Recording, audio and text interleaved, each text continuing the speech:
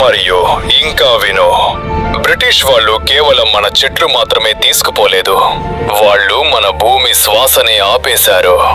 మన నదులు గంగా, యమున, గోదావరి ఇవి కేవలం నీటి ప్రవాహాలు కాదు, ఇవి భారతదేశ హృదయ ధ్వని. వాళ్ళు ఏమి చేశారు తెలుసా? నదులను బంధించారు, డ్యామ్స్ కట్టారు, కాలువలు త్రవ్వారు. మన పంటల కోసం కాదు, వారి ఫ్యాక్టరీల కోసం, వారి లాభాల కోసం. మరి మన రైతులు, వాళ్ళు మట్టిలో విత్తనాలు కాదు, తమ ప్రాణాలనే పాతిపెట్టారు. పచ్చగా ఉన్న భూమి ఎడారిగా మారింది, చెట్లు పోయాయి, నీరు పోయింది, ఆహారం పోయింది, మరియు చివరికి మన ప్రజలు పోయారు. బ్రిటిష్ పాలన తర్వాత భారతదేశంలో 30 లక్షల మంది, 30 లక్షల ప్రాణాలు కరువుతో చనిపోయారు. బుల్లెట్తో కాదు, ఖడ్గంతో కాదు, ఆకలితో.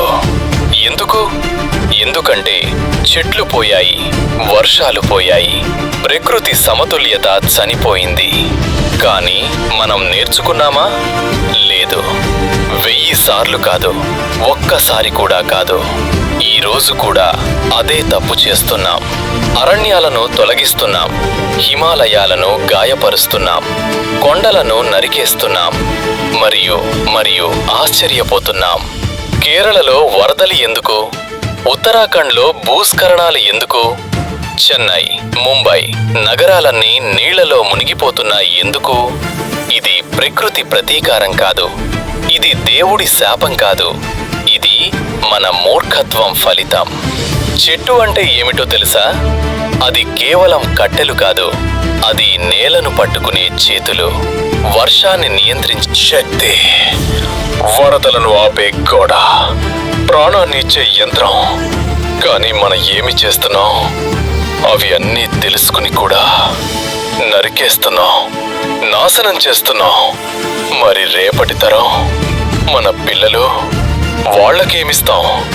కాంక్రీట్ అడవులా, కృత్రిమ గాలినా, మొబైల్ స్క్రీన్లో చెట్టు చూపించి ఇదే ప్రకృతి అని చెప్పాలా? వాళ్ళు నిజమైన చెట్టును తాకలేరా? నిజమైన అడవిలో నడవలేరా? మన తాతలు మనకిచ్చిన భూమిని మన పిల్లలకు ఇవ్వలేకపోతే ఇది తప్పు కాదా? ఇది నేరం కాదా? ఇది పాపం కాదా? ఇక చాలు, ఇక్కడితో ఆగాలి. ఈరోజు ఇక్కడ ఒక ప్రతిజ్ఞ చేసుకోండి.